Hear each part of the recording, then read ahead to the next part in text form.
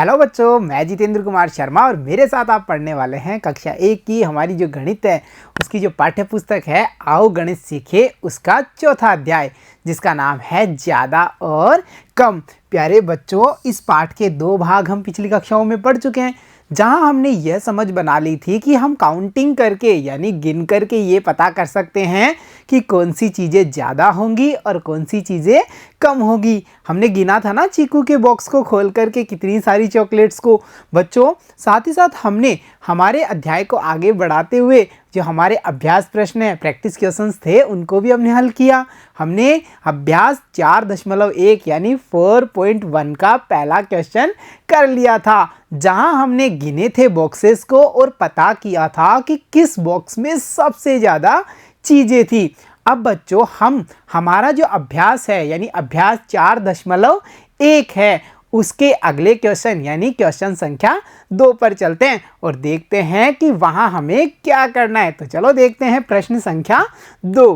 प्रश्न संख्या 2 में बच्चों हमें क्या करना है, देखिए, चित्र देखिए और बताइए। हमें चित्रों को देखना है और बताना है कि क्या बताना है, क्या हर खरगोश के लिए एक गाजर है। यानी बच्चों, हम चित्र को देखें और पता करें क्या जितने खरगोश हमें चित्र में दिखाई दे रहे हैं उतनी गाजर भी हमारे पास में है या नहीं। तो चलो पता करते हैं।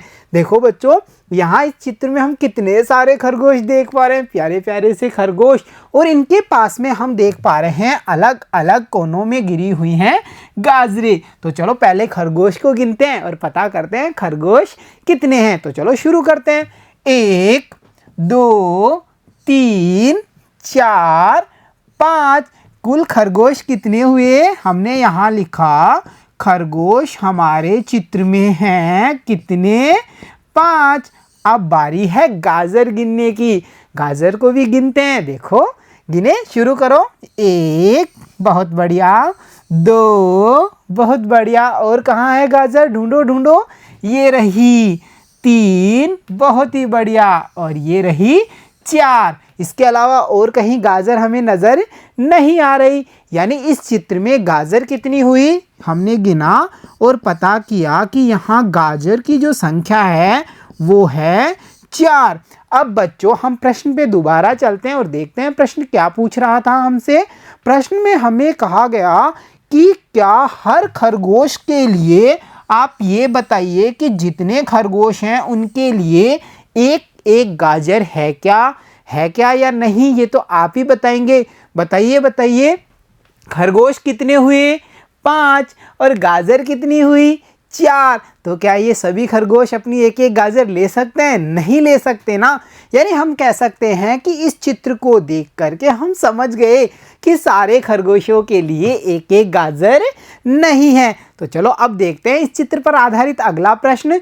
और बच्चों, अगले प्रश्न में वही चित्र हमको देखना है और ये बताना है, देखिए क्या बताना है कि खरगोश की संख्या कितनी है। अरे हमने गिना था ना, चित्र में गिना था ना हमने, और पता किया था कि खरगोश की संख्या कितनी थी, 5। तो हम यहाँ लिखेंगे कि खरगोश की जो संख्या है वो है 5। अब देखें अगला चित्र आधारित प्रश्न, और क्या पता करना है हमें इस चित्र में, हमें बताना है कि गाजर की संख्या कितनी थी। क्या गाजर 1 थी, सोचो सोचो बच्चों, क्या 2 थी, 3 थी या 4 थी। आपने देखा था, हमने मिलकर के गिना था। अब आप बताइए क्या कितनी गाजर थी वहाँ पर चित्र में। हमने देखा था और पता किया था कि जो चित्र में थी हमारी गाजर वो कितनी थी, 4। इसलिए हम यहाँ पे लिखेंगे कि गाजर की जो संख्या है वो 4 है। अब चले चित्र आधारित हमारे अगले प्रश्न पे। बच्चों, अगले प्रश्न में हमें बताना है, आप यह भी बताइए कि खरगोश ज़्यादा हैं या गाजर। अब बच्चों, बारी है कम और ज़्यादा बताने की। चित्र को हमने देखा और ये समझ बनाई, गिनकर के पता किया कि जो खरगोश हैं वो कितने थे, वो थे 5, और जो गाजर थी वो कितनी थी, वो थी 4। अब आप लोग बताइए कि गाजर ज़्यादा हैं या फिर खरगोश ज़्यादा है। तो जाहिर सी बात है बच्चों, जो अंक बड़ा होगा वो ज़्यादा होगा, जो अंक छोटा होगा वो कम होगा। तो गाजर का अंक कितना, 4, और खरगोश का अंक कितना 5। तो बड़ा कौन 4 या 5?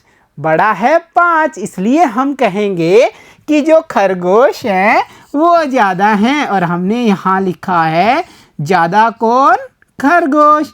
तो देखा बच्चों आपने, हम गिनते हैं और पता करते हैं कि संख्याएं या जो वस्तुएं हैं वो ज़्यादा हैं या फिर कम हैं। ये था हमारा दूसरा प्रश्न। तो चलो अब देखते हैं हमारा तीसरा प्रश्न कौन सा आने वाला है अभ्यास माला का। हमारा बच्चों तीसरा प्रश्न है, देखिए इस प्रश्न में हमें क्या करना है, नीचे दी गई पट्टियों में गिनकर बताइए कि किस पट्टी में तारे कम हैं, उस पर सही का निशान लगाइए। अब तक हम गिनते जा रहे थे ज़्यादा, ये ज़्यादा है, ये वाली चीज़ें ज़्यादा है। अब हमें क्या करना है, पट्टियों में जो तारे हैं उन्हें गिनना है और ये बताना है कि कम कौन से वाले हैं। यानी ज़्यादा नहीं बताने, अब की बार हम कम वाली संख्या ढूंढेंगे। तो चलो गिनती शुरू करते हैं और पता करते हैं कौन सी पट्टी में तारे कम होंगे। पहले करें गिनती का कार्य। तो चलो देखते हैं, इस पहली जो पट्टी है उसमें गिना हमने 1 2 3। वेरी गुड, यानी हम गिन करके पता कर पाए हमारी पहली पट्टी में तारों की संख्या है 3। तो अब बढ़ते हैं दूसरी पट्टी पे और उसे भी गिन करके पता करेंगे। आप भी मेरे साथ गिनना कार्य अपना भूलेंगे नहीं, जैसे जैसे मैं गिनता हूँ वैसे वैसे आप भी गिनेंगे। तो चलो शुरू करते हैं मिलकर गिनती।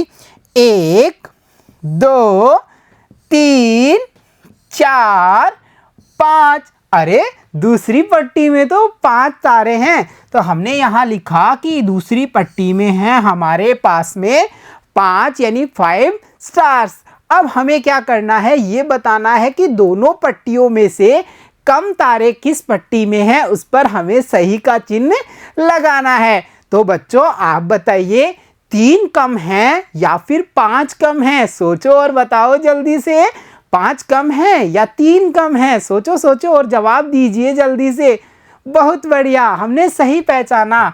हमारा जो अंक 3 है वो कम है अंक 5 से। तो इसीलिए हमने पहली पट्टी पर सही का निशान लगा दिया, क्योंकि हमें ढूंढना था कम संख्या को, जिसे हमने पता कर लिया है। तो चलो बच्चों अब देखते हैं हमारा चौथा प्रश्न। इस अभ्यास माला का हमारा चौथा और अगला प्रश्न है। देखिए इस प्रश्न में हमें क्या करना है, नीचे दिए गए चित्रों में ज़्यादा पर सही का निशान लगाइए।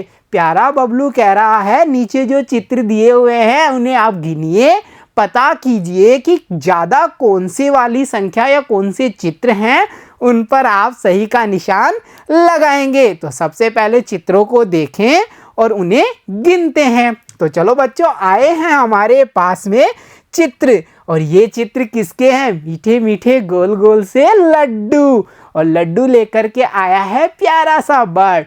अब हम बर्ड का जो बॉक्स है उसमें लड्डुओं को गिनेंगे और पता करेंगे किस बॉक्स में कितने लड्डू हैं। तो चलो गिनती शुरू करते हैं।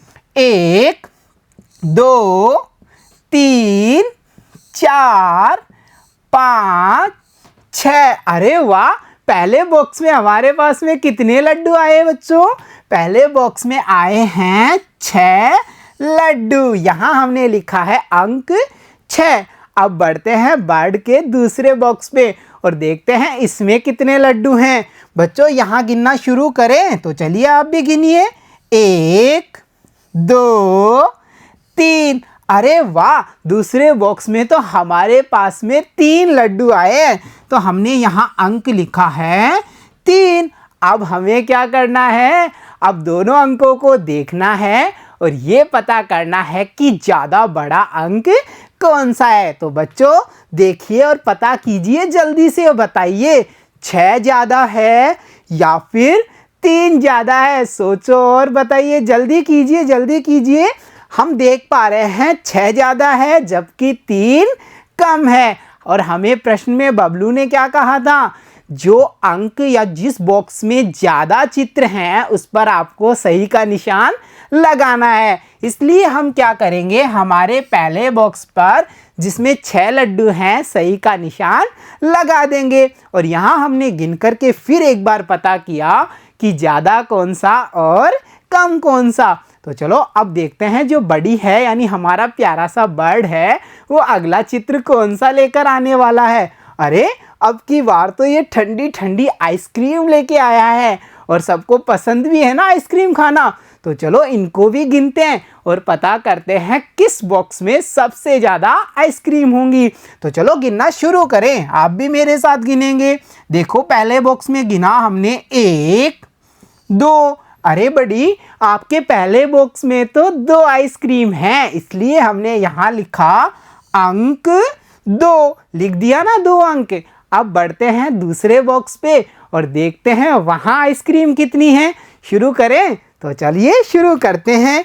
यहाँ है 1 2 3 4। अरे बच्चों यहाँ दूसरे बॉक्स में तो हमें 4 आइसक्रीम मिली हैं, तो यहाँ हम अंक कितना लिखेंगे?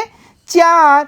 अब हमारा अगला काम क्या होने वाला है? अंकों को देखना है और ये पता करना है कि कौन सा अंक बड़ा है और उसी बॉक्स पे हमें लगाना है सही का निशान। तो बच्चों देखिए और बताइए 2 ज़्यादा है या फिर अंक 4 ज़्यादा है? सोचो और बताओ। बहुत बढ़िया, आपने सही पहचाना। जो अंक 4 है वो हमारा ज़्यादा है और जो अंक 2 है वो हमारा कम अंक है। तो बच्चों यहाँ आपने देखा अभ्यास माला के जो प्रश्न संख्या 2 3 4 थे उन्हें हमने बड़ी आसानी से हल किया और ये पता किया कि कहाँ वस्तुएं ज़्यादा हैं और कहाँ वस्तुएं कम हैं। तो प्यारे बच्चों आज की कक्षा में इतना ही। मिलता हूँ आपसे अगली कक्षा में, तब तक के लिए धन्यवाद बच्चों।